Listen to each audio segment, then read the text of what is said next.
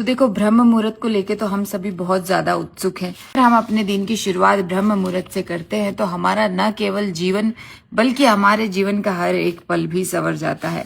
कहा जाता है कि जिसने आठों पहर, जो दिन के 24 घंटे हैं, उन्हें 8 पहरों में बांटा गया है, उन्हें जीना सीख लिया, उसने इस लोक में 100 वर्ष का सुखी जीवन जीत लिया। और जिसने ब्रह्म मुहूर्त, जिसने प्रातः काल को जीत लिया, उसने इस लोक और परलोक दोनों को जीत लिया। तो इसकी शुरुआत होती है ब्रह्म मुहूर्त से। सुबह 3 से 6 का जो समय होता है, यानी कि जो 8वां पहर होता है दिन का, उसे कहा जाता है ब्रह्म मुहूर्त। 8वां पहर और उनके अनुसार दिनचर्या में इस वीडियो के लास्ट में ऐड करूंगी।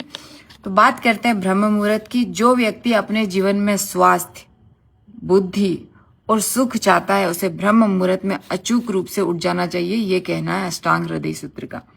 ब्रह्म मुहूर्त को कहा जाता है 8 पहरों का राजा, इसलिए कहा जाता है कि ये एक ऐसी निशुल्क औषधि है जो आपको कभी बीमार होने ही नहीं देती है। इसलिए कहा जाता है कि 100 दवा भोर की एक हवा, अर्थात एक मॉर्निंग 100 मेडिसिन के बराबर होती है। हम ब्रह्म मुहूर्त में उठते हैं तो न केवल हम दीर्घायु होते हैं बल्कि हमारे अंदर बल और तेज भी आता है।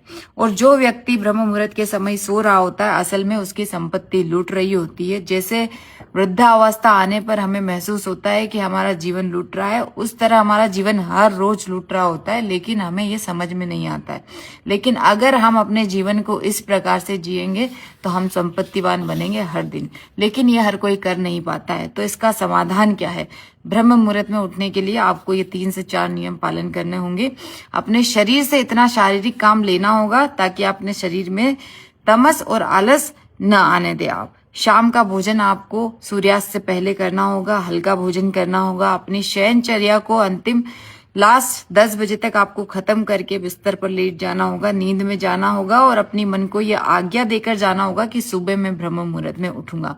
ऐसा आपको अचूक रूप से 5 से 6 दिन करने पर आप ब्रह्म मुहूर्त के एहसास में आने लगेंगे और ऐसी दिनचर्या पाने लगेंगे। धन्यवाद।